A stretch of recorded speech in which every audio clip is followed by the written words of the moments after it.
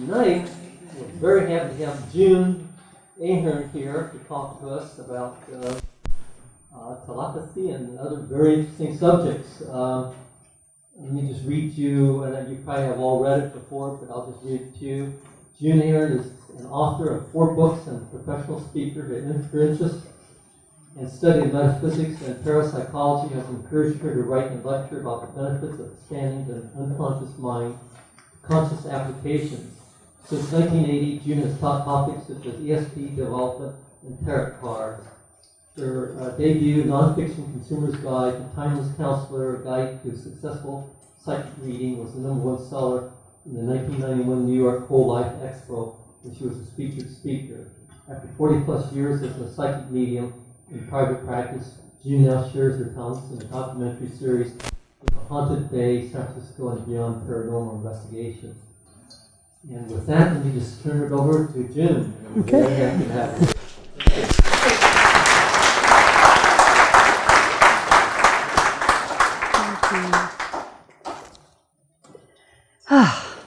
I know what you're thinking. Yes, like, let's get doing this.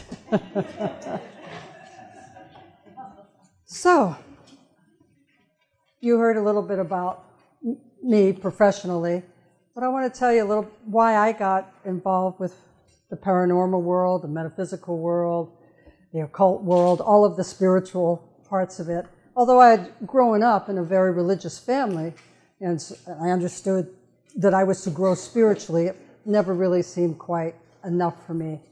In 1970, I was in a serious car accident, and on the way to the hospital, I expired for a while. So I had a NDE, a near-death experience.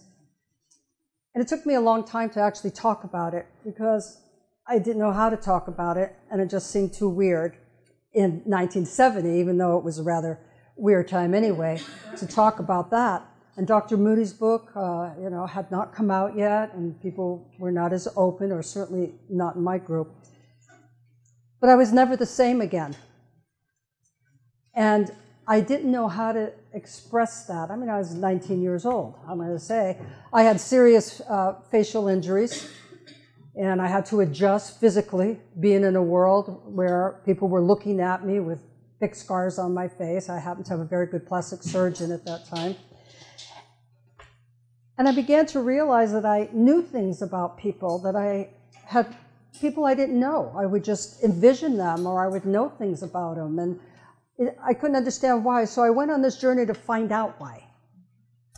I had to find out what was happening to me.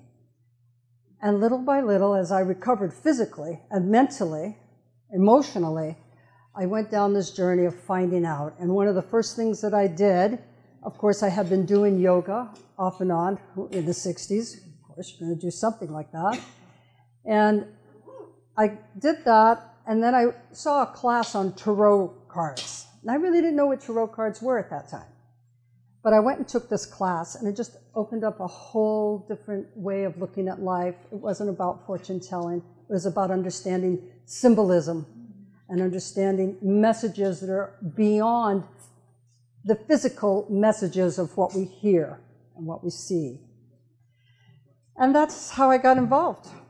And it wasn't my idea to grow up someday and be a psychic medium.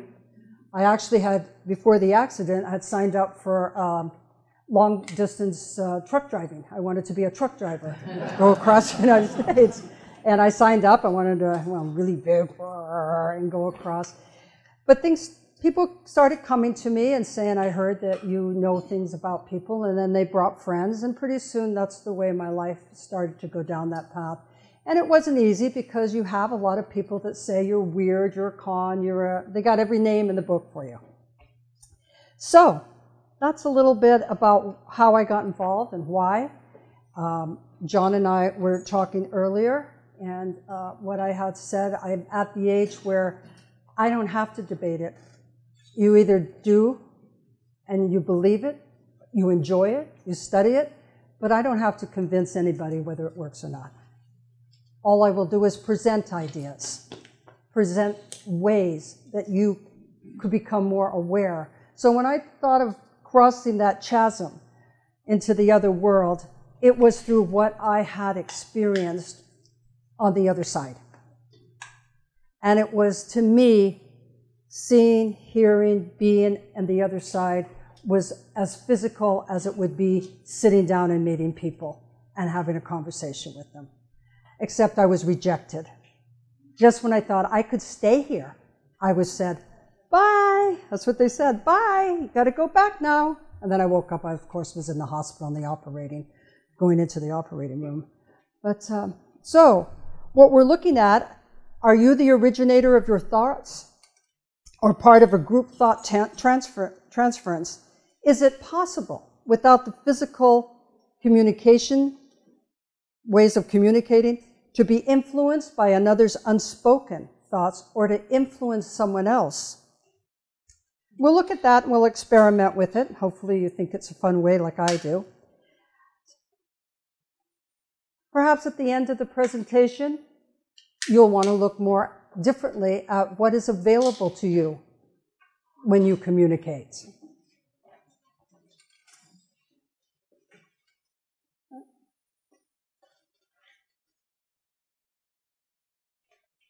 Okay, this is how it goes.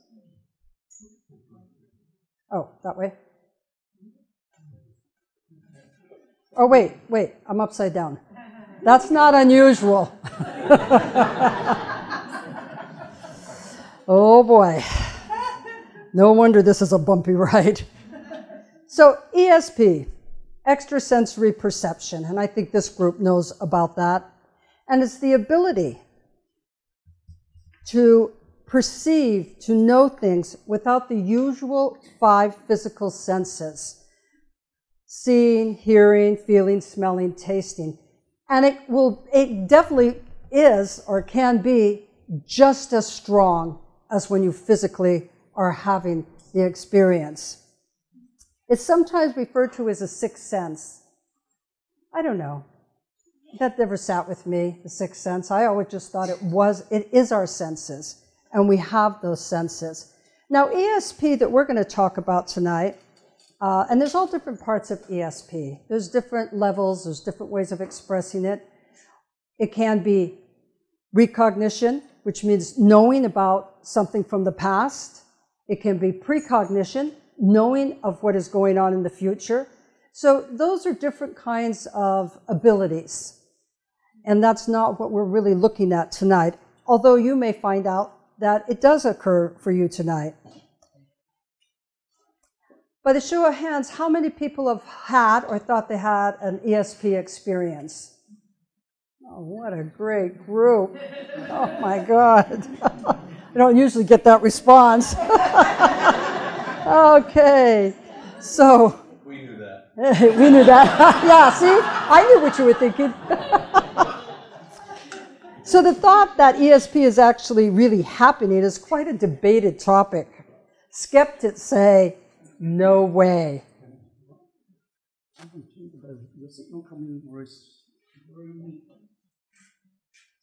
Is it on? Excuse him. This is rather exciting. Did I blow it up? I do have a tendency to do that with electronics. Like phone messages cut me off in the middle and stuff. I always thought it's just because I have a loud voice. Okay, am I on? I'm all turned on. So skeptics say, no way. They're liars, they're cons, they're crazy, delusional, making it up. You know, they just don't believe it. Scientists say, prove it. Can we measure it? How far does it go? What's going on with it? And believers say, and especially those that have had an experience, say, totally it exists. What I say is let's separate facts from fictions as best we can. Let's find out for ourselves. Does it belong in our life? How does it belong in our life? Is it worthwhile? Sometimes I think people deny it because they have a fear of it.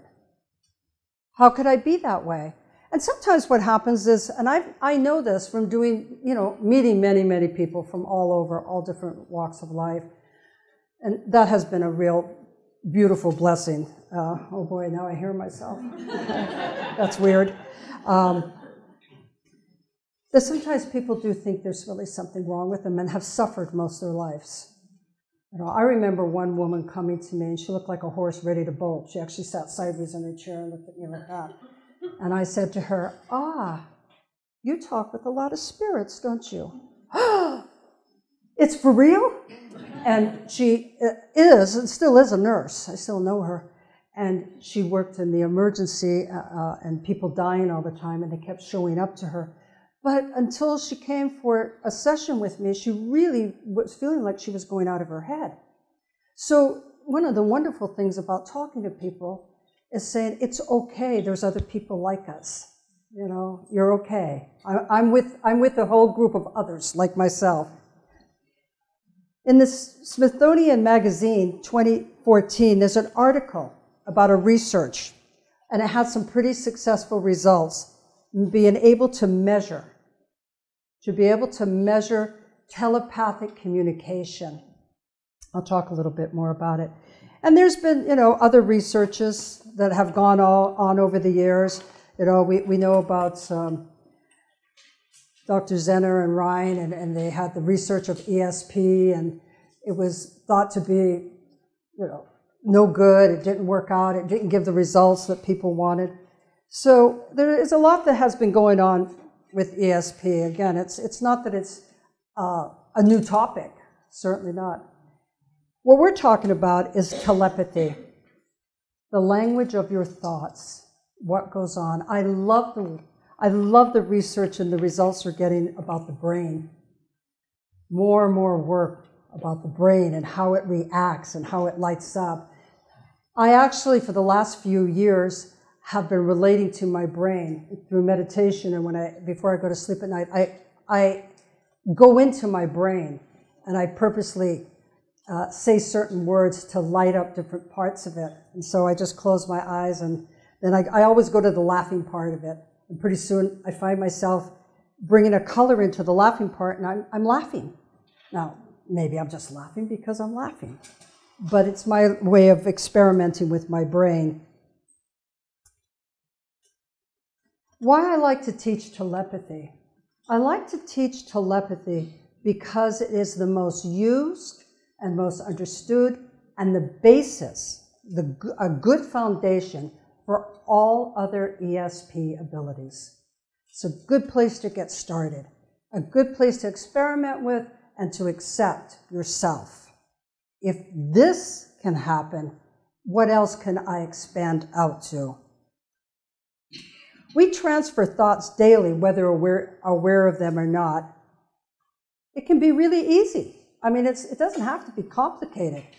Anything, when the phone rings, well, I know now we all know who calls when the phone rings. There's no more surprises, right? But even just before maybe you look, you say, I knew you were going to call. Or I was just thinking about you. Or I've been wanting to talk to you. That's how simple it is. Telepathy is more spontaneous. It's like a flash of thought. It can last for days. It can last but it doesn't last for long. It's not about really the past, and it's not about the future per se. It really is not. And I'll talk to why I say that later. Telepathy is happening kind of right now. When you turn to someone you're really close with, and you say, well, we ought to get out of here. Let's leave. And they say, thank God you said that. I've been trying to get you to think about that for a while. So the average person uses the 5 physical senses to collect data and make decisions. How are they going to act? How are they going to interact? A more sensitive person has a different kind of an awareness and looks to their inner self, how they are perceiving what is happening around them, whether it's immediate surroundings or it's a little further out. And then they choose how they're going to act or react. Again, here is an example. A sensitive person has this great feeling about someone they're close to in another area, maybe another state.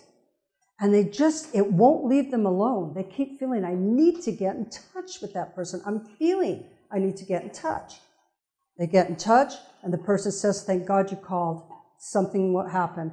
This is the sensitive person. And you know what? We're all pretty sensitive when you think about it. You know, we just kind of put it aside and we say, nah. And telepathy, the idea of playing with our thoughts, is not new. And if you remember anyone when you were in childhood, or guess what color I'm thinking about? Yeah, kids do that. Guess what number I'm thinking about? And so they're already playing with it. You know, children do this all the time. Guess what I got in my hand? Guess what and they want you to start guessing. Oh, think about it. Think about it. Don't just say anything. I have grandkids now, and we're doing that. So that's what we're going to do. We're going to have a little game, and it's going to be, guess what number I'm thinking about. But I don't know the number, and it's only, you know, from 1 to 9, so you don't have to start thinking 350, 440. You know, I know you're all scientists and all of that stuff, and you're going to be, oh, there has to be a formula here. No formula. So I don't know the number, so I just got hold of one. Oh, I thought it was another one. Okay. Even I thought it would be another one. So what's the first number that popped into your mind? Anybody? 8? 7? 2. But you know what? I was thinking 8. It's exactly the number I was thinking. I said, oh, it'll probably be 8. So I don't know, maybe we have a good sender over here sending me a message. It's just fun, you know. We'll do it again, see if we can mix it up. Guess what number I'm thinking about? Pick one, just one. Oh, God. Forget it, it's the same one. Who told me to pick the same one? All right. Okay. Who said 12? It's 2 again. I'm done with this number. Forget this game. That didn't work out quite right.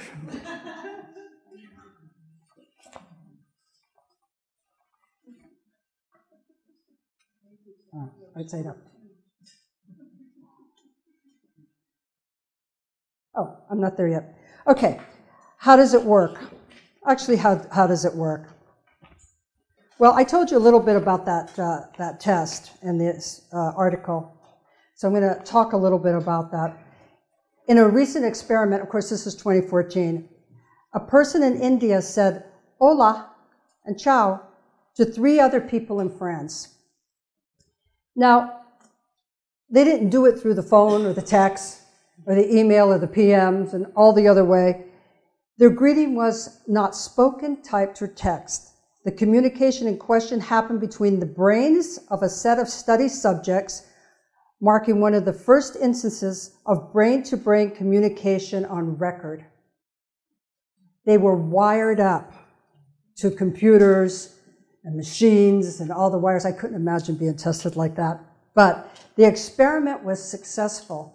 The people that were sending it to the people that were receiving it in completely different countries actually responded. Their brain responded and lit up while it was being sent. And then they said, I felt, you know, like a vibration. I felt a greeting. I felt like I was being contacted. The reason that one of the people that Pascal Leon, Dr. Pascal Leon, he wants to find a way to help people medically that can no longer communicate what their needs are. That's his purpose. That's why he's doing it.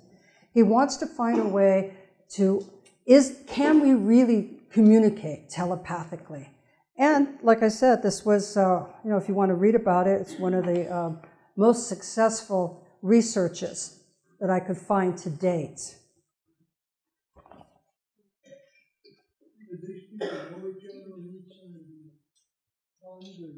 These were subjects in different countries that did not know each other, yeah. You know, and one of the reasons that, you know, with the Zener cards and the shapes and everything, it didn't work out when they were researching it in the 30s and the 40s, is that they were sitting across from each other. And that's why it got defunct. You know, like, no, it can't be happening. So how does it work?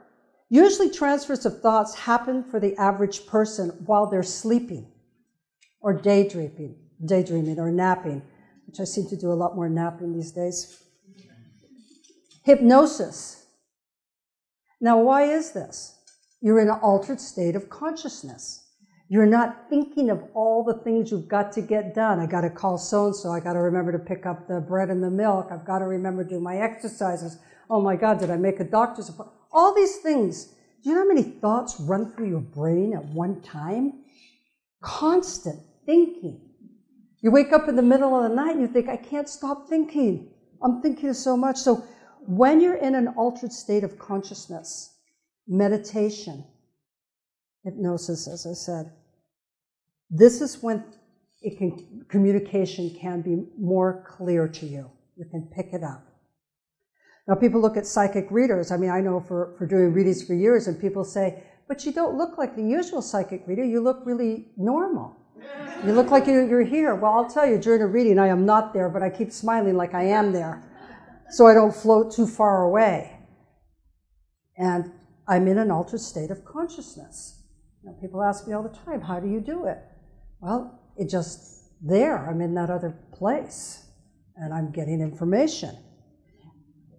I used to think that telepathic communication, and I don't, this is okay, I like this one, is like radio waves. When we are getting messages, we're getting and we're sending, and like a radio wave.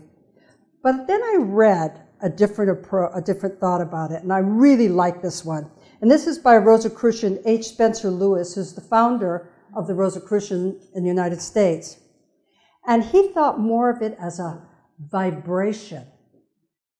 When you come in the house and you open the door, things vibrate in your house.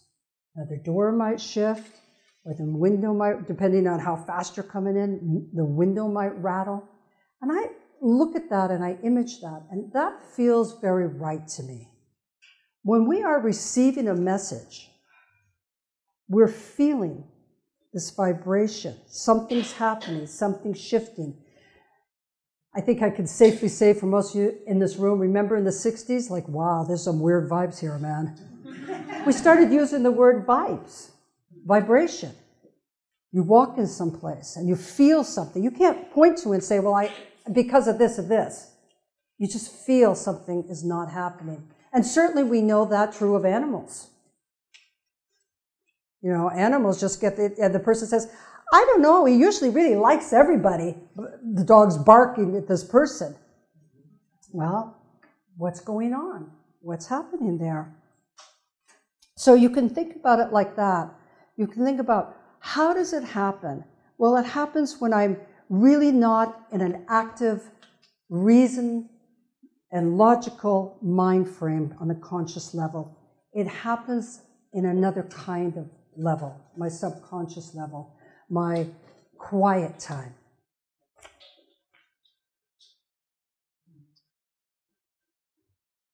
Now, why do I like to teach this and share this actually? Because of the benefits that come from using your skills that are already existing within you. Communication, speaking, and listening becomes clearer with others, humans, animals, nature, the divine, intelligence, higher power, spiritual beings, those that have left this planet and moved to another dimension, and really the world at large. You are more powerful and creative than you might be thinking, every one of you. And it's always in some degree or another. I mean, some of us are sharper at certain things. As I always say, I could talk to dead people really easy. I can hardly sew a button. But I know people that put out outfits. I had a girlfriend that she'd say, oh, we're going out tonight, okay, and she'd make an outfit to go out. I'm like, how'd you do that? So it is an ability. But there are ways to hone it, there are ways to improve it. Know a greater sense of self-trust As you plug into your telepathic self and you're communicating within, you trust yourself more. You trust your intuition more so. You say to yourself, you know what, I knew that. Or I really feel I should do this. Even though the odds, when I was a single mother and I had a mortgage and I had all this stuff, and everybody told me I should get a real job. You know, when you work for yourself, it's an iffy situation. And I had other jobs so I could do what I wanted to do. But I always knew that that was the right thing for me. It was my intuition kept telling me. And I know every one of you have done that. At some point or other, you have said, I know I should do this, even though it might not be reasonable and logical. I know this will work out. That's trusting your intuition. Deeper, satisfying spiritual connection. Whatever spiritual connection you may have that exists for you, whether it's God or Buddha or Allah, the goddess, the infinite one, the master within, whatever, yourself. You have a deeper connection to it because you feel calmer. You feel more assured. Healthier mental, emotional, and physical energy. You communicate with yourself more. I mean, has anyone ever gone to the doctor and said, I know this is wrong? And they go, oh, no, we did tests. And then later they say, oh yeah, you know what? If this thing is wrong. I know I have. I keep saying, no, that's not it. My body's talking to me more. I wish it would speak up a little more when I have that cookie in my hand, but it doesn't. It seems to stop. So you have that communication that's going on. I do this because sometimes I just leave stuff out, then I have to go back and forth with it. When you're doing that, you have this greater sense that you can create and shape your life more so to what brings you a deeper sense of fulfillment. People ask me all the time, will I be successful? I don't know. I mean, what is success? Success to you or you are different for sex to me. I always said I just want to make enough money that I don't have to work downtown and I can walk on the beach when I want to. That to me is success. That's how I lived my life. So I could take my son when he was little and we would skip school because I didn't think that school was always that important. And I'd take him in the car and off we go. That was success to me. So you have to say to yourself, what is more important, success or fulfillment? And as you're communicating with yourself and those around you, you are directing more of what it is you want to bring into your life.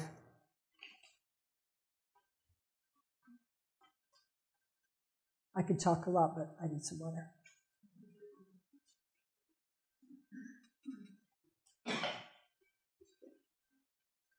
Oh, that's how it's work.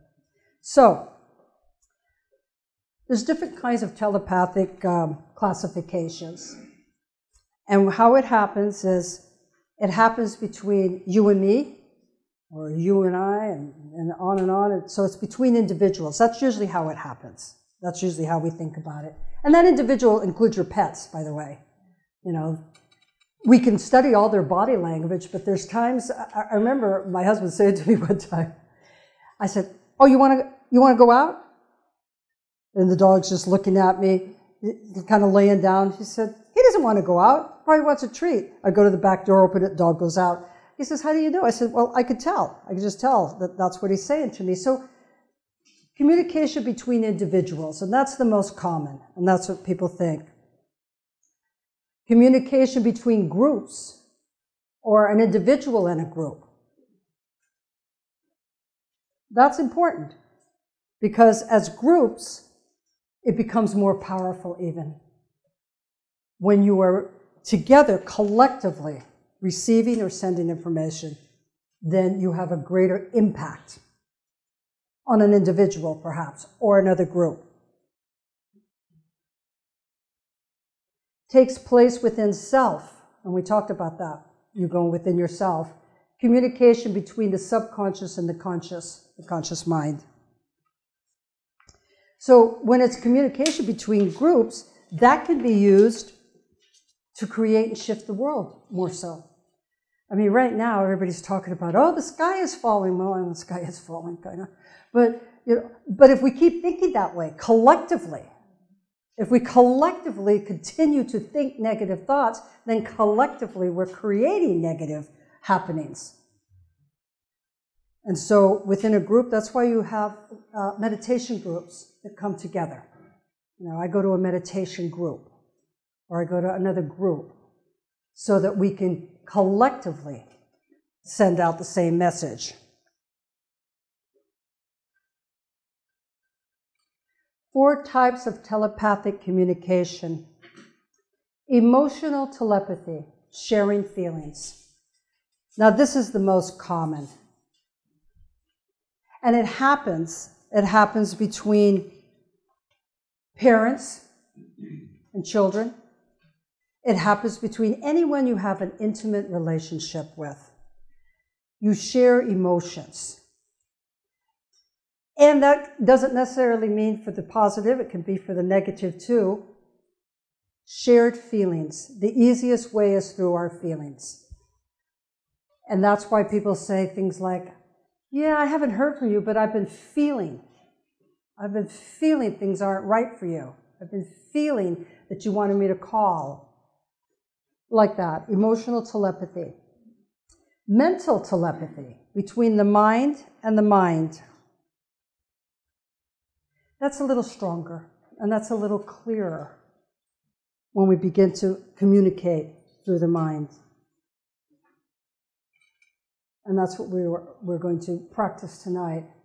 Spiritual karmic telepathy between the soul and the soul. And that would be when you know, karmically, you're connecting to yourself and you're connecting to others that you're sharing a soul vibration with. Karmic telepathy. It can also be that you connect to images of yourself from another lifetime, if that's your beliefs. It is my belief. Or my experience more than my belief. It was my experience and therefore it became more of my belief. It can be a combination or 2 or 3 simultaneously. You have an emotional reaction and then you have a mental image or clear message. You know, it kind of reminds me when I think of telepathy for parents that say things like,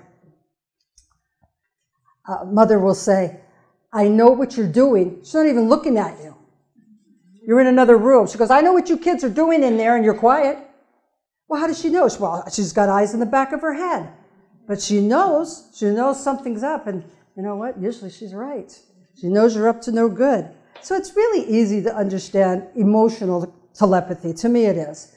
You know, there's that connection that happens whenever you're really intimate with somebody in a relationship. You have that strong one.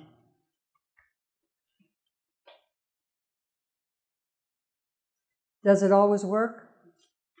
No, it doesn't always work. I know. Sometimes that message, I have to keep repeating it, like, are you going to call me? Or are you going to get in touch with me? Or is this thing going to happen? And why doesn't it always work? Well, it's really simple to know why it doesn't always work. There's a lot of interference in life, especially now in the Bay Area. There's so much going on, and there's so much electronics, and there's so much up in the airwaves, and you're just busy. You know, we're busy people, right? I'm late. We're always busy people. It doesn't work because you may not be tuned in. Maybe you don't want to be tuned in. Maybe you don't want to. I know that when I get an image of someone I really don't want to be in communication with, I actually do this. No, I'm not open. I'm not available for that message. Yeah, usually I find out that they get in touch with me anyway. So, you know, you can't block it. May as well go along with it for a while.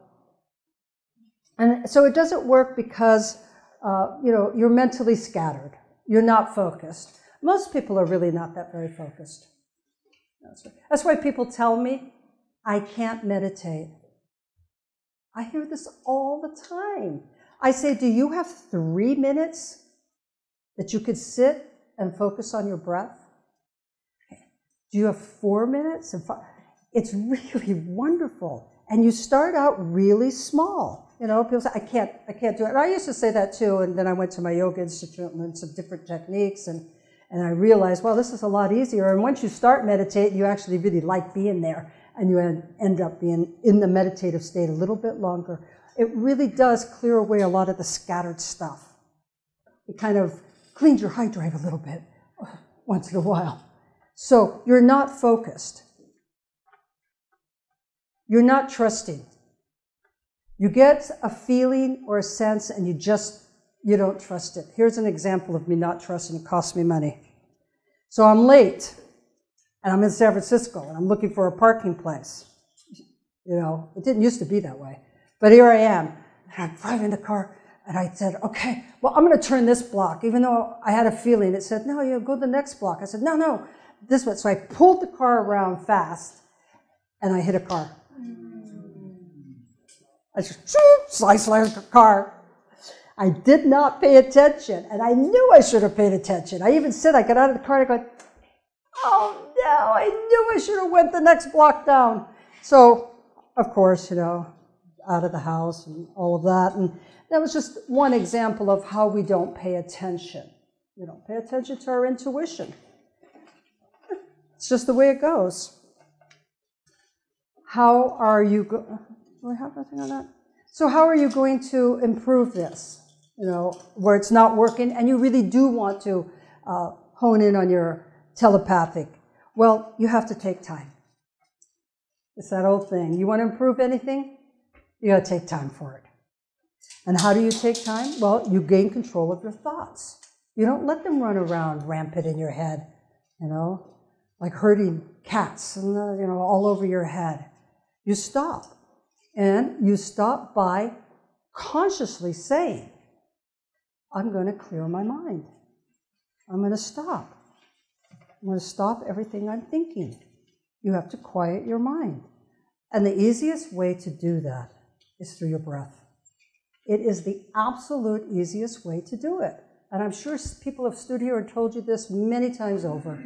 You have to just breathe in and breathe out. And that's all you have to do. And then as you learn and you want to be able to be open to receiving messages, you have to be willing to let images, symbols, words, and colors and whatever just come to you. And you can piece it all together later. Now, if you're doing it and you're sending and you're projecting, then you have to be clear with what you're doing. I'm going to talk about that again. One of the things I tell people to, or often tell people, is be patient. Don't expect it's just going to happen just right away. You know, the more you use it, the quicker, I mean, it does happen more often. I mean, it happens to me so much now that even I just laugh, you know, at it. So life isn't a whole thing of, oh, I didn't know that was going to happen. Oh, I'm not saying that things don't happen that I haven't received, but usually I'm getting this feeling like, okay, something's going to happen. Lighten up. You know, all these tests and all this way of doing it, you got to lighten up. And that goes, again, with meditating. Keep an open mind and trust your intuition.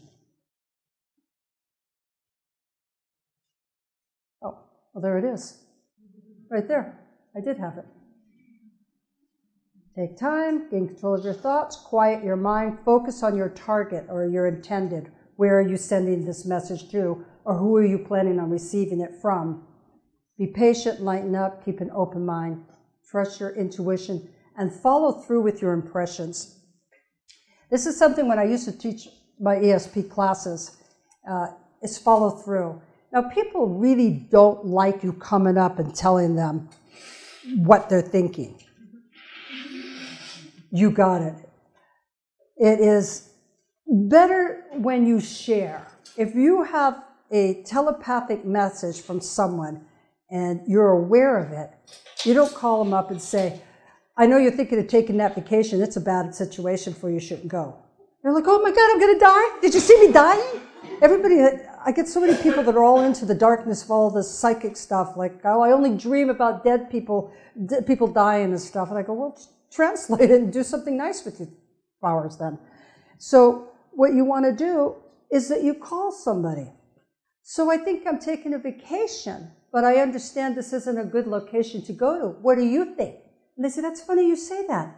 because I'm taking this vacation. So you're getting the information, you're validating that you picked it up right, but you're not invading somebody's mind. I do it all the time. I have to be careful. I mean, I do it so much that I had clients say, oh, you know something, June, tell me. I go, no, I'm trying to get it out of them. And that's not unusual. You think of, counselors, therapists, psychotherapy, and you think of detectives. You think of people that is able to do that. They kind of know where they're going, they want you to go. So they ask you questions to get you to reveal more. And that's how you follow through with your impressions. And what it does is it heightens your awareness, and you kind of cross that chasm, and you become more aware of yourself, of who you are. And that's why I put there, follow through with your impressions. Let's play. Again, why do I say let's play? And I always have taught, of course I teach logically too, but I really believe in playing. I believe in playing just like how the children play. Because when we play, we truly do lighten up the body.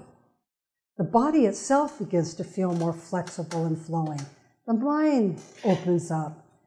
Your emotions have a greater sense of playfulness and joyfulness rather than, I better get this right. And I would always tell my classes, don't worry about right or wrong. I had an attorney that came. I think he came because his wife told him to come. And he said, that isn't reasonable. It's either you're right or you're wrong. I said, not in this class. No, well, you're not teaching right then, because if you really knew what you're talking about, you would understand how it's important to be right or wrong. You're either getting it or you're not getting it. He didn't come back after that. I didn't give him his money back either. So, that's what I'd like you to do. We're going to play. I'd like you to play with me. Okay? Don't worry about being right or wrong. Just do it and see how it feels. And when you leave here, maybe you're going to play this game with someone else. And maybe that's how you're going to find that it's kind of fun. Remember, what number am I thinking? Darn 2, yes. I just thought darn 2 kept coming up. How could that be? I had from 1 to 9. So what we're going to start with is a game, and it's just these shapes. And these shapes are shapes that we see every day in our life. We use them, in some form or another. They exist in our life. The square, the circle. That circle looks more like an egg, but it is a circle. I couldn't get to change a thing. The triangle and the star. So, again, back to the envelope. What I'm going to do is, I don't know what shape, so I didn't preconceive. I didn't pick a shape. It's going to be new to me when I look at it.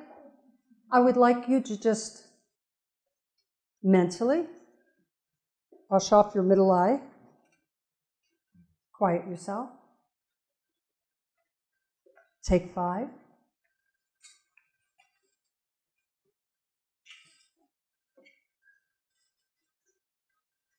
So in my mind's eye, I'm going to draw this shape.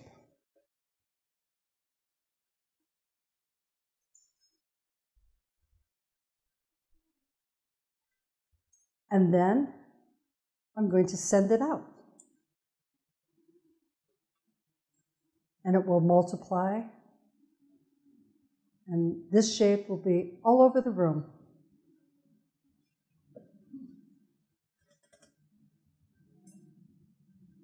And let's see how that goes. So, what shape did anyone get?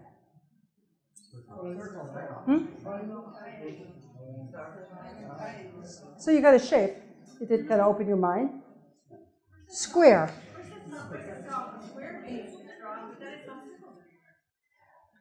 And then your mind started swirling around. Is there anybody sitting together, even if you don't know each other, that shared the same shape? Because that happens. That happens. And what was it? Okay, 3 stars. That is very common. You're sharing the group. You see how the group takes place. I mean, this is just, we're lightening up. This is fun. We'll get into something a little more heavier. Okay, let's just do it again, just for fun. In my mind, I'm going to draw it. You know what? I'll even draw it on a piece of paper if you promise not to cheat and try to see what I'm drawing. There's no cheats here. There's just people that want to learn. Did you share a shape back there? No, but four of us were sitting and we all said circle. Aha. That's what I was saying.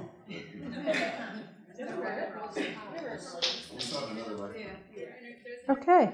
So I'm actually going to draw this shape. So wipe off your middle eye again. Take a nice breath, or 2 or 3. And imagine in your mind's eye that there's a blank canvas, completely blank. Nothing's on it at all. And hold that. And if you're aware that other thoughts want to creep in, be aware of it. Look at how that's happening. But keep that blank canvas there. I'm going to mentally draw the shape.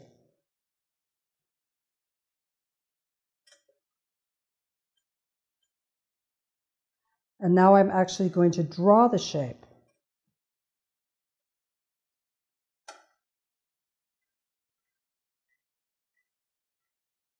And look at it, and then mentally send it back out again. This time, I'm going to mentally speak what this shape is.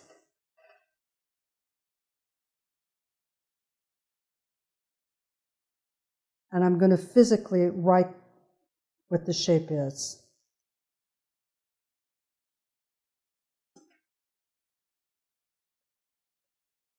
Okay, let's see how you did. Star, star, star, star. I mean, I know there's only 4 shapes, chances of that.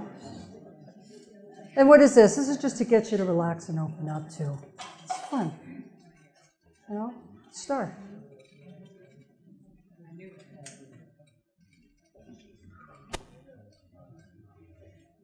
So, let's do a little more with that.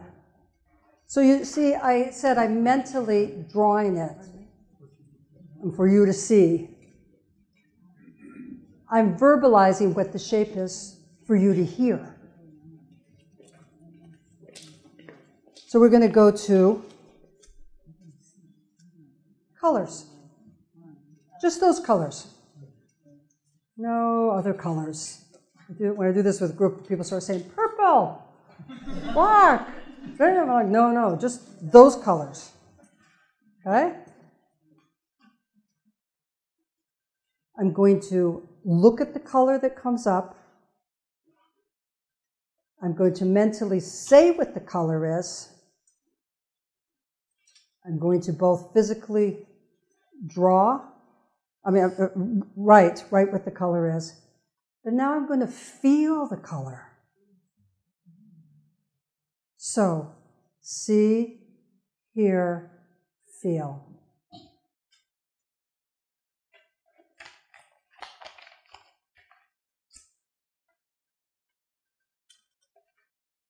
All right, somebody's sending me a color. Stop it. Okay? Stop it. Go over there, wherever it is. Clean off your middle eye. Bring up your blank canvas.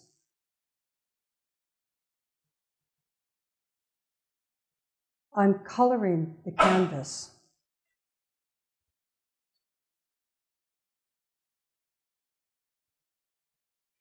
Look at the color on the canvas. I'm painting it.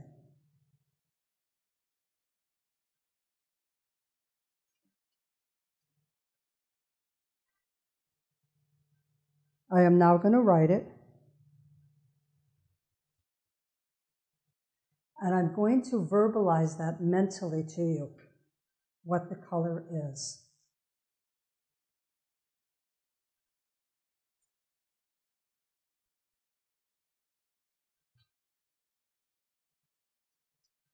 And now I'm going to attach it to my body in a feeling. And that color is going to be at that part of my body.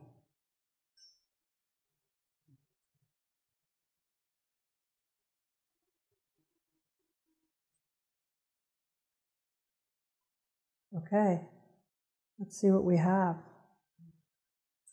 Color. Green.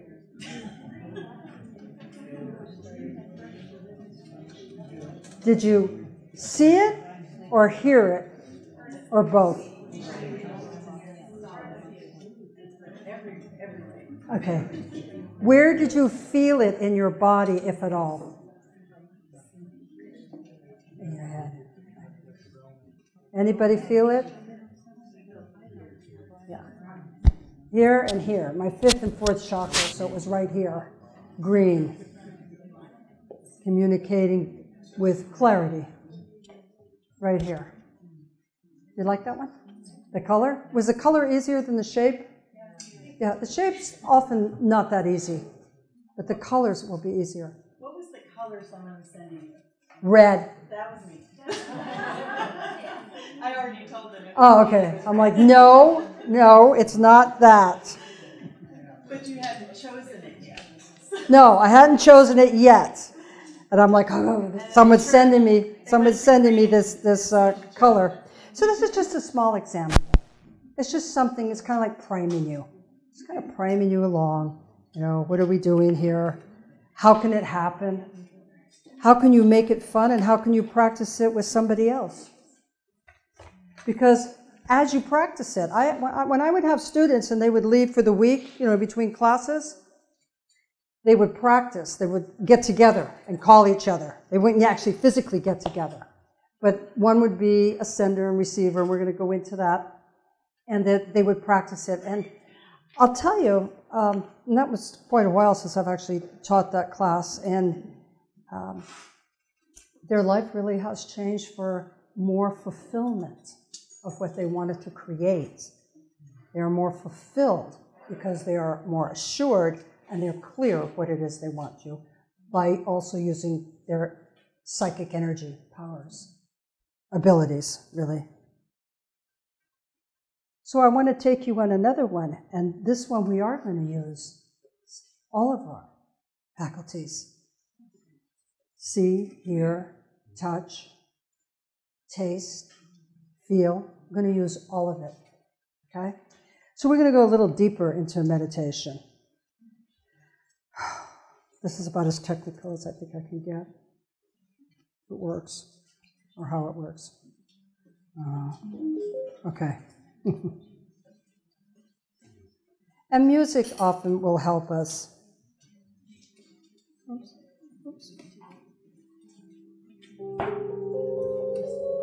This is Steve Halpern. I love him. I listened to him for years.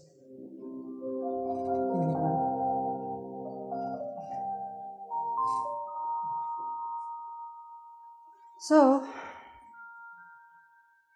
if you're like me, it might be getting close to your bedtime and you want to relax. And just relax.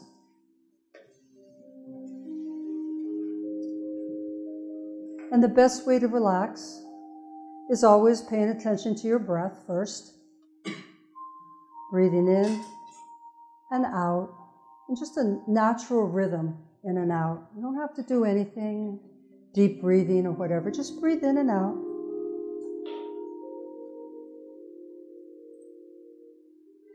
And let all the thoughts that are in your mind come. Let them just all come, one by one or all together.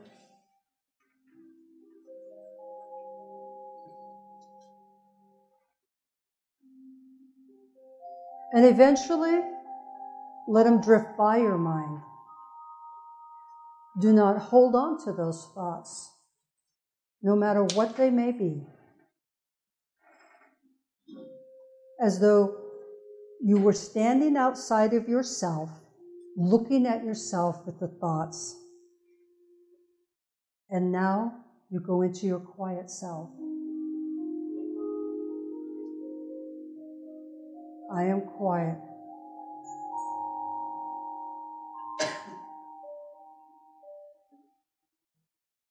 Just quiet.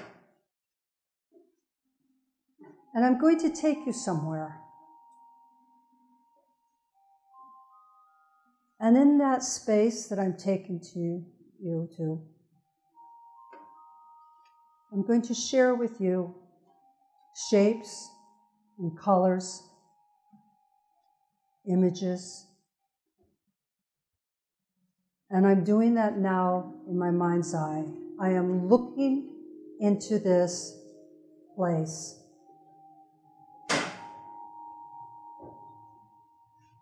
And let it start to just develop in your mind. Let shapes and colors come and form.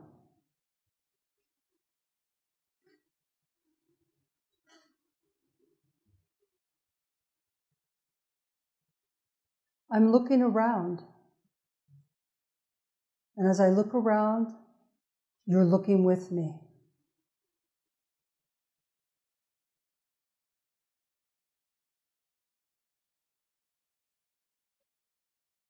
And you can smell what is there, maybe even taste and feel. And in that image, I send you my emotion. An emotion that I put a word to. 2 words.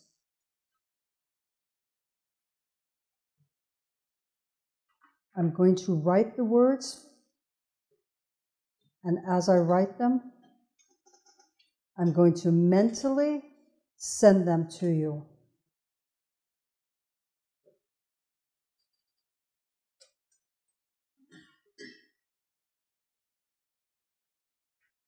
Take it all in. What you see, what you hear, what you feel, taste, all of it, all of the whole picture. And now just open your eyes, and here you are. I'm sure there were a lot of thoughts and a lot of images, and I'll show you where I took you.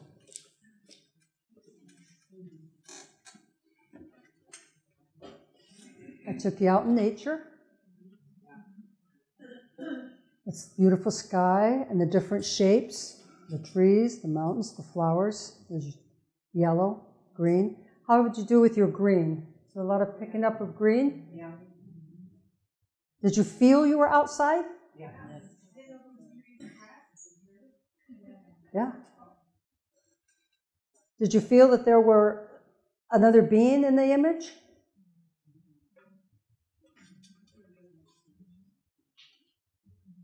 What did you find to be the strongest way that you were receiving this image? Was it what you saw? Yeah. Okay, what you saw. Did you hear words? Did words come to your mind? Although a verbal message came to you? Did you get a feeling? What would the feeling be? Very happy, absolutely. I love, my horse just passed away recently, transitioned, and I love this horse. He was 29. So sharing with you something that is important to me. And I could see it clearly because I remember this day. And I was thinking, gee, for an old lady, you look good, I told her. I just tell her that. You look pretty good. So that's the more realistic of what you said besides shapes and colors, you know, the little primer games. You actually are sending images or receiving images. That's the kind of thing that we're looking at. What we're doing in that exercise, all the exercises, oops, did I? No. So what I want to have you understand is, how do you receive your messages? Is it images or colors or feelings? Is it taste? You know, what's the final message? How do you put it all together? Is what you're looking at. Because that tells you about your unique ability. When I first was aware of my particular abilities, I was more clairvoyant. I'd see things happening. That's how I knew. I kept seeing. In time, I became clairaudio, and I started receiving messages. When I do readings, or did readings, I used to really enjoy more that one, clairaudio. It's like, oh good, just tell me, I don't have to figure out all these symbols, colors, you know. So I appreciated that growing, that ability growing in me. Clairsentient feeling, I did have that. To me, there's a warning about that. Everybody now talks about empathics, we're empath, you know. And I say, it's kind of a dangerous place to be if you don't know what you're doing with it. Because there's emotional empathics. And what happens is you become what the other person has. So I warn people about that. They go, oh, I'm really sensitive and I feel. I go, well, let's change that. Let's change that to an image or a sound. Because if you're an emotional empath, you end up often ill with problems. There is something called an intuitive empathic, you know, medical empath. They've educated themselves, or they've come up. They know how to use their skills. Psychic empathics. They are not going to take on all your stuff. Well, hopefully, when I began, I took different classes, but nobody talked about protection, protecting myself. And a couple of clients would leave, or clients would leave then, and they'd be all happy, and I'd be all miserable. Then I learned, I can't do this feeling. We have clear essence, clear smell. People get information through scent. And they'll say that. Oftentimes when somebody has passed away and the person wishes they could get in touch with that loved one that has passed away, they'll say, I walked in the room and suddenly there was this scent of them. Or maybe it's coffee. They had the strong coffee, and I'm not making coffee like that. Or he used to smoke a pipe, but he's long gone, but I walked. So clear smell will give you information. It could be a combination of all of it. Clear smell, and also this clear essence is clear taste too. People will say, kind of felt like I tasted it, and then they end up, somebody says, oh, you want to go to this restaurant? So a little bit of that goes on. What do I got here? Receivers and senders. Tonight, we were playing, I was the sender, and you were all the receiver, except for that lady with the red. She wasn't playing very well, and that man that had the number thing. They weren't playing very well. But receivers and senders. I'm going to talk about a little bit about those, because it's important. Senders, well, we'll talk about receivers first, because you've been receiving. Receivers are often caring, loving people that want to be able to do for others. They know what you need before you even ask. Here's a glass of water, I know you really need it. They can be doctors and healers. They're artists, they're receiving. They make good teachers, elementary teachers, younger grade teachers, because they're so busy wanting to help and create and assist others in life. Those are receivers. Now that's a wonderful quality to receive. You know, you get your messages, you get what other people are all about. You're able to, someone can't really describe to you, talk to you, and you pick up what it is they want to say. Remember, communication. And you're able to verbalize it for them, help them out. So it's a wonderful, wonderful ability to have. The downside. The downside is, have you heard of co's and enablers? Receivers will tend to also go there. They want to fix people. They want to help people. They don't take care of themselves as well as they take care of others. They're nurturing. They're mothering. Well, mothering doesn't mean it's male and female.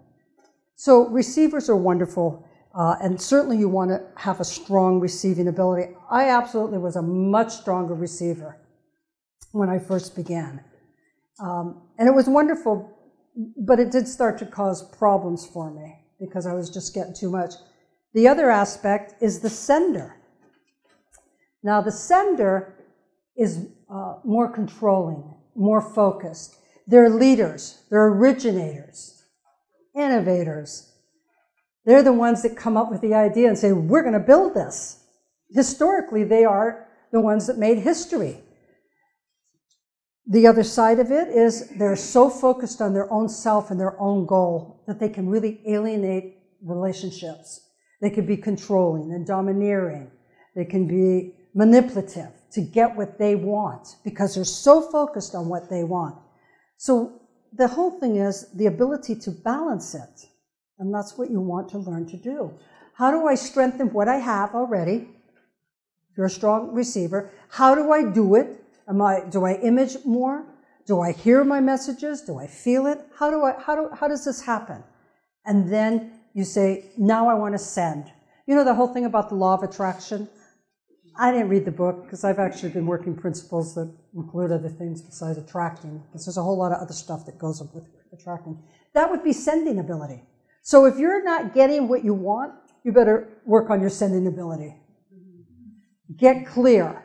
Why do you want it? Keep the words simple. You know when we did the horse, I picked horse field. Keep the words simple. Don't say, okay, I'm going to attract this beautiful house where I live and there's a little pool over to the side and the waterfall's coming down and it's too far. And the universe is going, huh? What? You want a waterfall? All right. You know, you want to get to where you're going and keep it focused and keep your message steady. Remember, it's a vibration. You know, you always hear, give it out to the universe. I don't really look at it that way. I already figure that I'm already part of the universe. I just have to attract what's swirling around me, maybe a little star or planet or something that gives me what I'm looking for.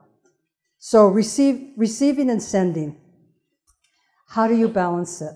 And that's really the importance. That's something that I like to really stress, is the creation, the receiving, the creation, receiving these images and these visions and what can be in your life, and then manifesting it, sending it back out to manifest it. And senders are really great. They have so much charisma. They attract people to help them get it. I know you know people like this. You want to help them. They're enthusiastic, but it can turn where it's all about them and what they want. And if you don't fulfill it, they can drop you, you know, like a hot potato. So I really talk about balancing. And when I teach it, I talk about balancing. You know, I am teaching it about balancing. You know, most people think that ESP, telepathic communication, it just happens once in a while, they think. They don't have any control. People say this all the time. Well, I kind of did it, but I don't have control when it comes and goes. You do have control. You can have control. But you've got to give it time and you've got to practice it. It takes understanding, focus, the willingness to relax, intention and timing. Can you block all the messages coming to you that people say, well, I get too much? Well, if you try to block them too much, what happens is that you end up mentally and emotionally feeling the heebie-jeebies. Like, oh man, everything around, because you're so sensitive and aware, you just can't really let it out. What I say to all of you, check it out for yourself. See if it fits in your life, how it can fit in your life. Play with it. If it's for you, do it. If it's not for you, let somebody else do it, because they're probably going to be sending you messages to help their life be fulfilled. And that's my talk.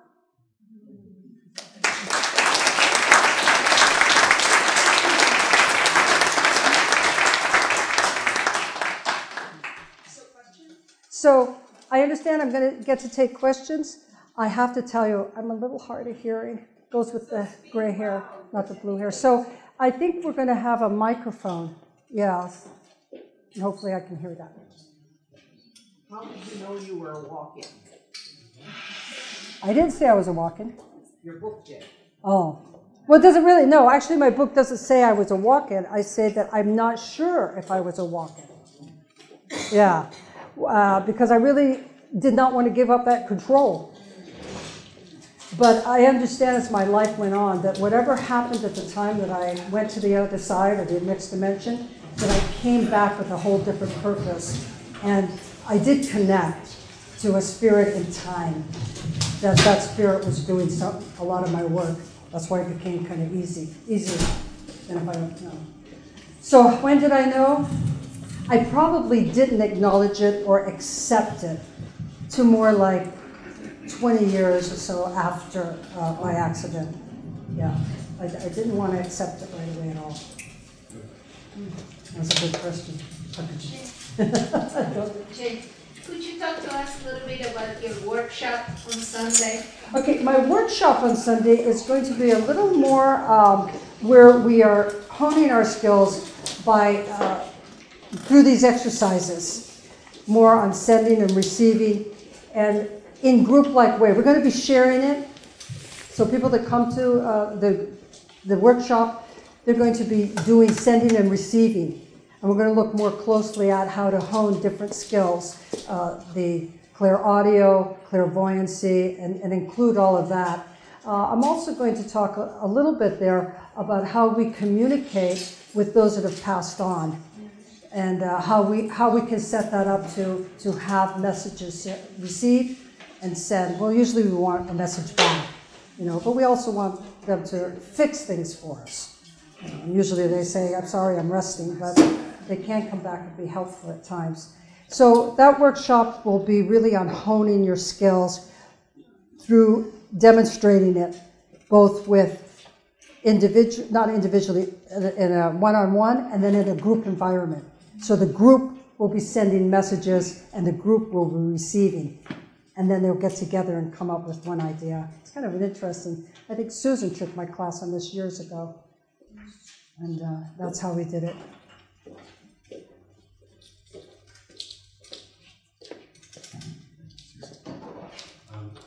I wondered how you can tell if you are reading someone's thoughts or they're reading yours, or whether it's a total coincidence. That's good. I'm glad you brought that up. With her, she'll often say something that I was just thinking about to say, and you beat me to it. I don't know if I was picking up what she was going to say, or she read what I was going to say. That's good. I'm glad you brought that up. How are you going to do it?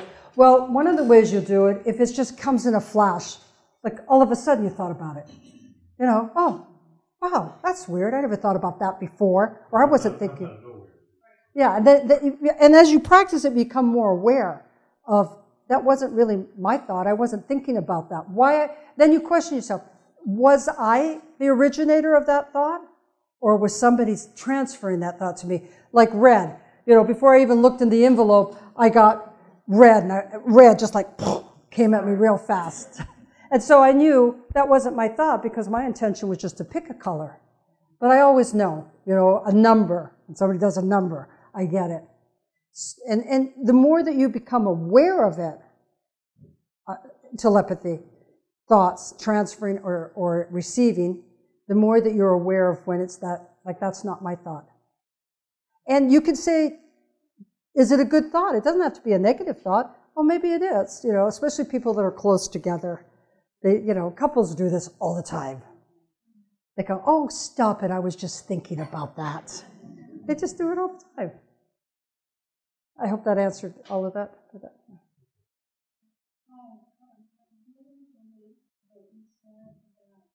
Blocking energy from other people and getting the heebie-jeebies, because I'm very, very sensitive, and I've taken classes and whatever to protect myself, but I've never found anything that works. And so I'm wondering if you have a solution that could help me. Well, again, it's that awareness. You're really aware that you are picking up. So you're sensitive, so you're receiving all the time. This is an example. What happens with receivers is they burn out because they're so busy receiving. They just, I can't take it anymore. They want to isolate themselves. And the ability to, around you, as though you could put yourself, say, in a bubble.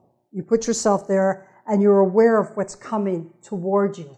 And you could say, it's really hard to block things, especially for a sensitive person. It doesn't work because you have to go to sleep at night and it's going to get through anyway. So you become consciously aware that you're receiving information, and you tell your brain, this information, I don't want it. I don't want to have it. I'm not going to block it. I'm just not going to accept it. You separate yourself from it. You say, what do we say? I'm not going to accept that kind of behavior from you. Well, what do? You leave the room then. You walk away. So teaching yourself to walk away from more things. Consciously walk away. I don't want to receive this information. Also becoming the witness to yourself. That's a really wonderful ability to establish. I started learning that kind of in the 90s, the time.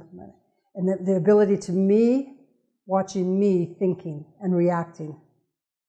And I really recommend it because it gives you a different perspective. Is Deja Vu is an ESP. Deja Vu. Deja Vu, yes. That is part. Yes, that is a part of the ability. Actually, that is a little different in the ESP because Deja Vu often happens before the actual occurrence. So there's a difference there than telepathy.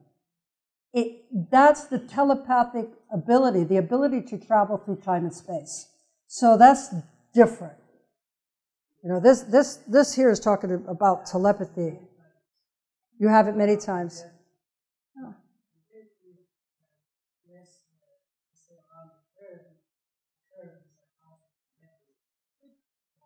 No, there are 3 trees.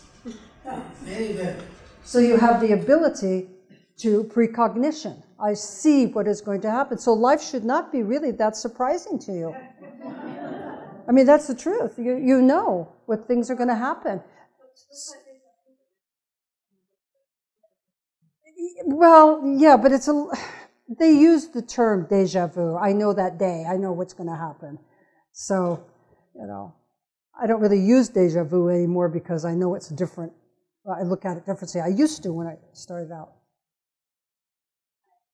Many years ago, I met someone, a stranger, maybe for an hour or two. Nobody that I knew intimately or knew well, and we actually had a telepathic conversation, and it blew me away. Like, we literally had a conversation, not just blue, green, 9. And I remember asking him, like, oh my God, is this real? Like, without my mouth. And he said, yes, this is very real, and we had this conversation, but I've never been able to do that again. Is there any advice to make that happen? You met a physical person? Yeah. Okay. I just want to make sure it wasn't a spirit that came through to you. Yeah. Maybe to you. Nobody else saw him. Yeah, that's a little bit what I was talking about, soul-to-soul, karmic connection. That no doubt at some other... I use dimensions because to me we live in different dimensions at different times. That you two connected, and at the same time. Person to be able to have that conversation, or can you do that conversation with somebody who doesn't have that ability? Well, if you're with someone who doesn't have that ability, they may not have the same impact or have the same understanding that you have of the conversation. Because it sounds like you connected in such a way that was like actually deep within you. You felt the connection. You didn't just hear the connection. You felt it. Well, I am a believer. When people say I was in love once, you can be in love again. Once you experience it, you can create it again. So you could create another person that you have it was shown to you, that connection. Maybe this physical person actually was representing a spirit guide that came to you to open something up in you, but came as a physical being. They have to work through physical bodies, by the way. People say, gee, they were like an angel. Well, they might have actually been that spiritual guide. Yeah. So it awoke and it brought something for you.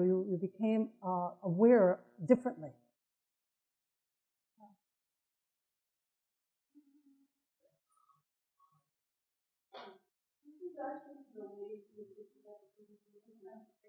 See you. Many years ago, somebody suggested to me to pretend I was a window screen and just let it all go through. Maybe that'll help. It's difficult when you're a real strong, sensitive person. Thank you for sharing. Yes. Maybe I'll actually hear you without the microphone. This happened it's been happening to me the last few years, where in the last few years, I get such clear pictures of people I've never met, but down to the chiseled face. I don't know them, and all sorts of people. And this happens on a conscious walking level, like you're out and working and all of that? Yeah, I could be, it's only a flash of somebody's face. Do you meet any of these people afterwards? No. So you're opening up what they call, and kind of like in the astral plane. The astral plane is where so much is going on, the collective unconsciousness opening up to you. Have you been wanting to travel and work with people more? I've read stories of people who have done that, like yogis and things like that, but I never wanted to. Well, maybe you're being shown this call to it. Maybe, and I'm saying maybe. You know, and the same with the lady that is sensitive back here, learning how to quiet your mind and shut it down a little bit. If it's bothering you, it doesn't seem it's bothering you. It just seems like you're curious about it. It just surprises me. I might be doing some random work and poof. Yeah, that's how I used to always get. I still do get that. Yeah, it throws me off for a second. Yeah, it does. And I'm not curious because I don't know those people. Yeah, that is curious. Mm-hmm. I don't have a direct answer for it, but you're opening up. Then you might be just a little too open. That's that. Not blocking. There's a difference between closing down and blocking. And one of the ways of closing down is through quiet time, reflective, and meditation. It really is important. If you're that open, you've got to. Remember, I kept saying just a blank canvas, just a blank canvas. Quiet down and meditate, I become an incredible manifestor. And you could say things like, I think it says somewhere in that literature, I'm a medium or something. Anyway. I get spirits coming through all the time. They want to sit at the bed. They want to talk to me. I'm like, excuse me, I'm sleeping here, So you can stop things by saying, you can communicate later with me, but I don't want to communicate right now. I don't want that image, but you say it comes as a flash. Yeah, that's that telepathic crossing over your planet there. A bunch of stars going by.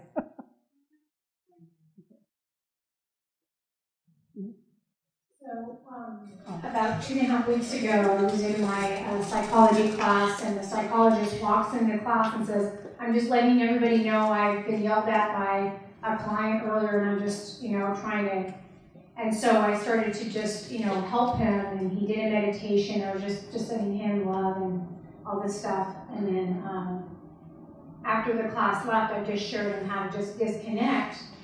And then there was this activation that happened. He goes, oh my God, you are so powerful. And he's like, almost like shaking. And then I'm just like staring at him. And then what happened is that when this activation happened, he told me how this is his last quarter here, and he's gonna be moving away. So I started to get these intuitive hits for him and save it. But what has happened is that it was like something so unexpected, and he said to me, wow, I think I created you in my life but what has happened is now he's shut down because and it's kind of hurt my feelings, like, he's not open to it. So all these messages that I have for him, he's all, well, just email it to me. I'm like, no, you don't understand. I have to, like, when I say it, I have to, like, the energy has to get. And so now I'm taking this class. I have a few more weeks in this class. And what I think has happened is that I call it spiritual codependency. I just feel like his soul came to me to help him. And I feel so hurt in a soulful way. And I just, And so just like 3 hours ago, I'm like, fine, you don't want these messages? So I just deleted all this information I gave him, or I was going to share with him. And so my question to you is, I just feel like there was an activation. We were meant to connect to help each other, yet he wasn't ready to have that connection. And he's kind of uncomfortable too, because he's now in his analytical mind. I'm the professor, you're the student, so like I can't have this. So now I just don't know how to relate to him in class right now. And I'm just wondering if you can just I think this is a good lesson for you. Are you going to be a psychoanalyst? Or are you going to? I'm a hypnotherapist right now. Okay. So you can't help people who don't want to help themselves. Kind of, bless it, let it go.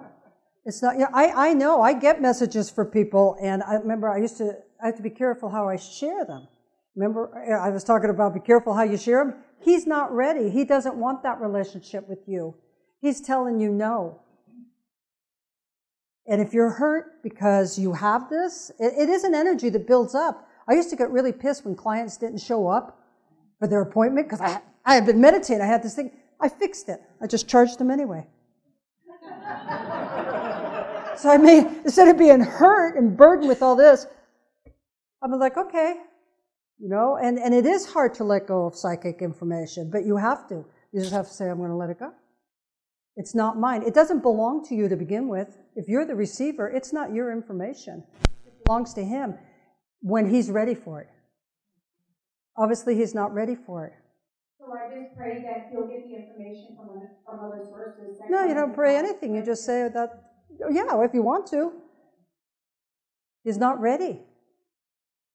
I think we can look at it in a really easy way. We get a relationship with somebody. We know what's best for him. We know how we're going to fix him. It doesn't work out. Years later, we see him having a great relationship with somebody. You think, well, same thing on a psychic level.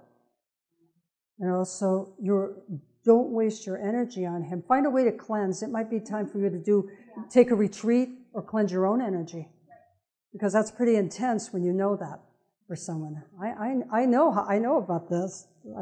I've lived that, and it is difficult. Thank you. Nellie. Yes, hi. Is there such a thing as dream telepathy? Sometimes I dream mostly I dream about my friend recently, and I call her in the morning and say, "Did you dream about children?" Absolutely. Seriously dreams about children or certain landscapes. Not every single time. But Right. Oh, absolutely. Remember, I was saying that's one of the strongest connections is through dreams. I had a best friend. We went to grammar school together, and we stayed friends for a long time. We kind of moved away, but we would have the same dream on the same night. Yeah. We would wake up and then we'd talk through the day, and what did you dream? And it was the same dream at the same night. Not exactly everything the same, but enough. So dream is a wonderful way of connecting telepathically. Yeah. So telepathy is not being together in astral. Well, it can absolutely be considered in the astral plane you were meeting. And you connect. You can create relationships. The husband I have now, I created him in the astral plane, and he created me. We were both needing that connection and met in kind of an odd way anyway. But it was already created. We both knew it when we met each other. Yeah, we're going to be the one, both of us, because we created it in the astral plane. There's a lady back here. Oh, well, she's got a mic. So I have been telepathic with my mother since I was a child. Never understood it, never knew what it was, until just recently, 2 months ago, I was with her, and we did a telepathic communication over a chocolate bar, of all things. And so it opened up. She said, I gave her one of her favorite chocolate bars, and she said, "You know, I was just thinking I haven't had chocolate in a long time. How did you know?"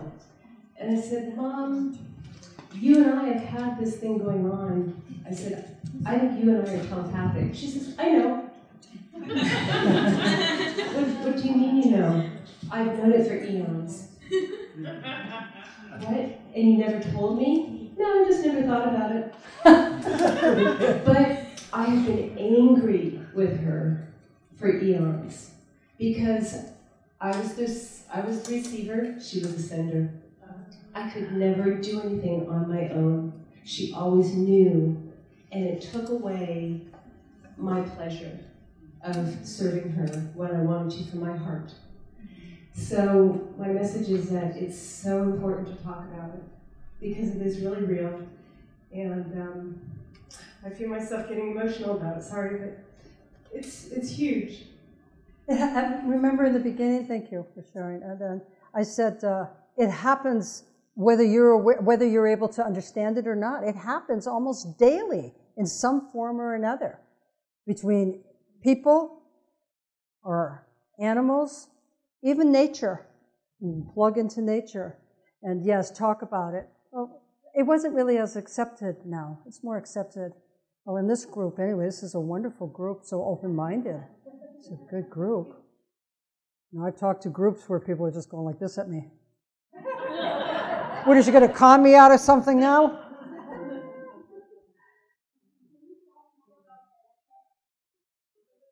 Talk more about the workshop. Well,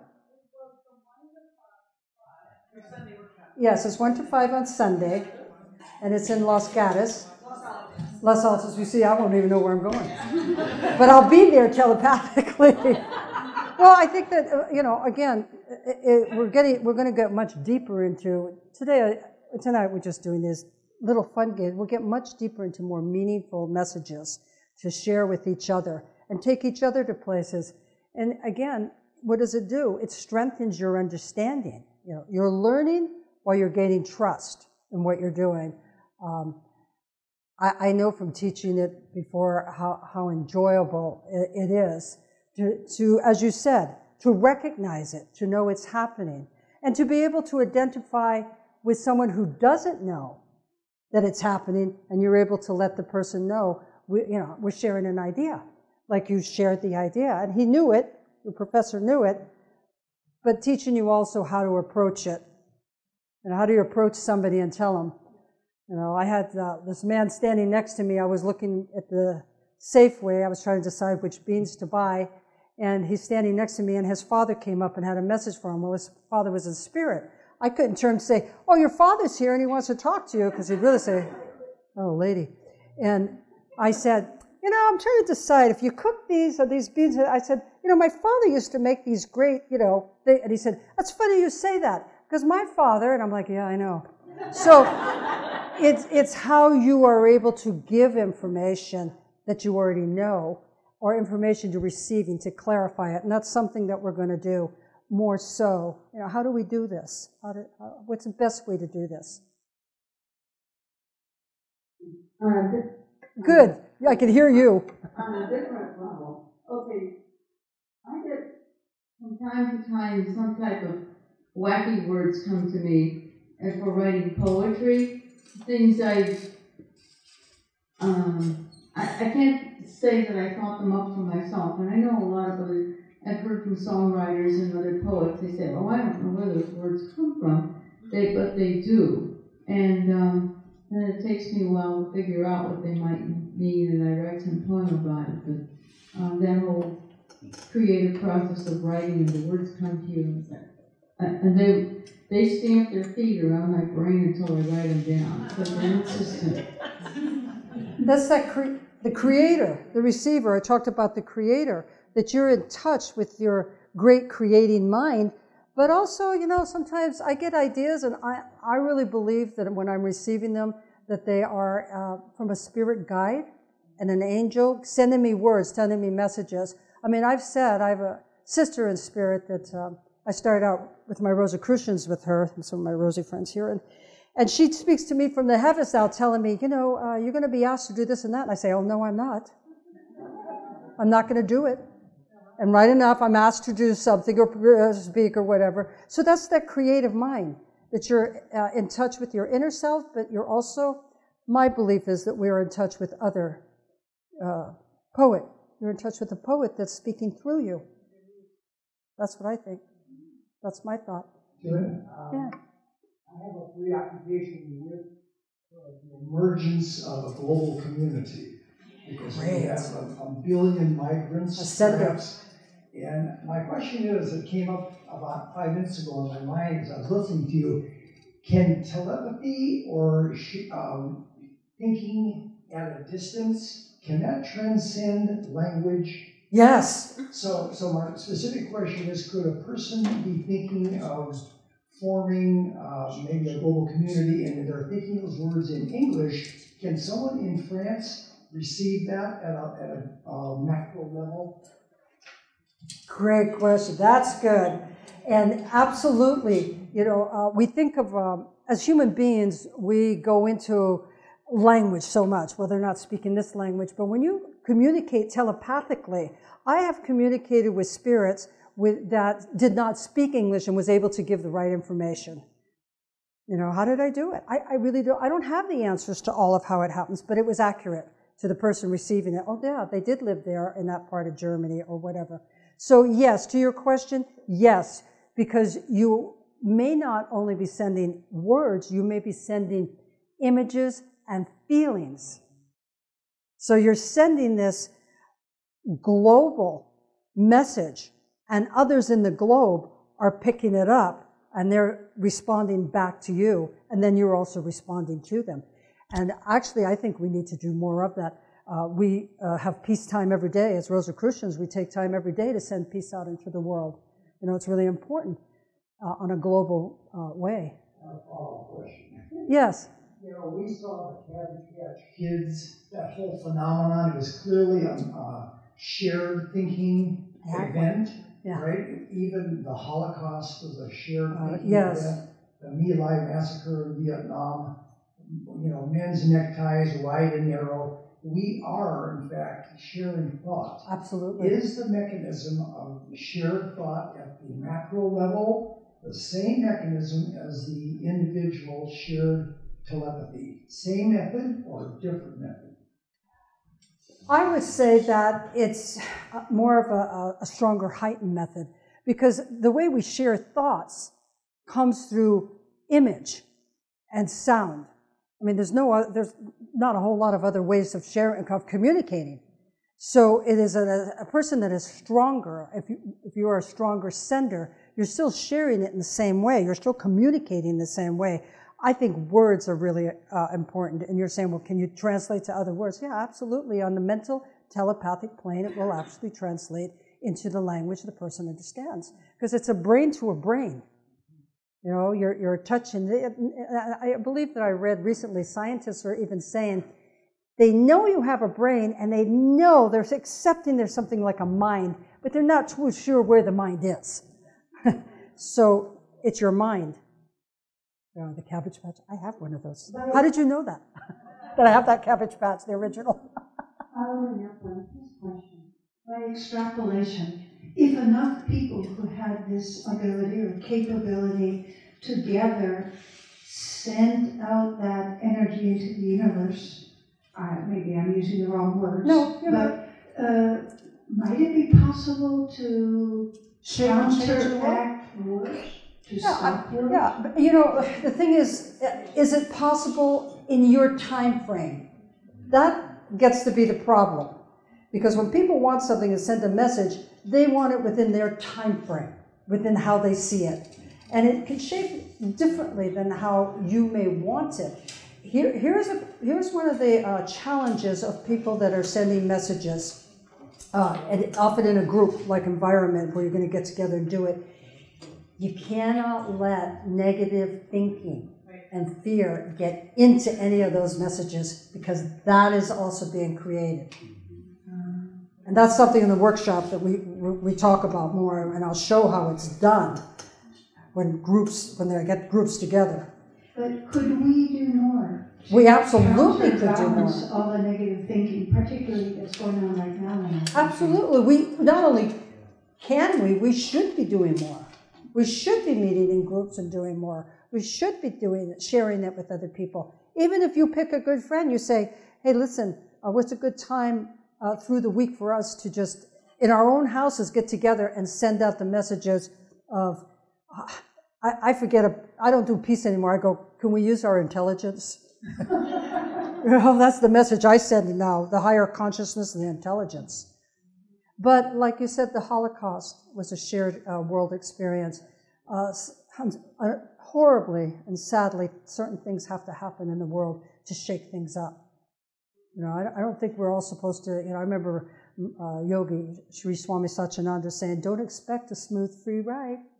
Don't think life is going to be great. It's not. But we can actually influence, and it has to begin. You know how they keep saying peace has to start with you? It has to start because you are sending that energy, that vibration. And that's telepathically. You're sending it. Okay. Okay, thanks.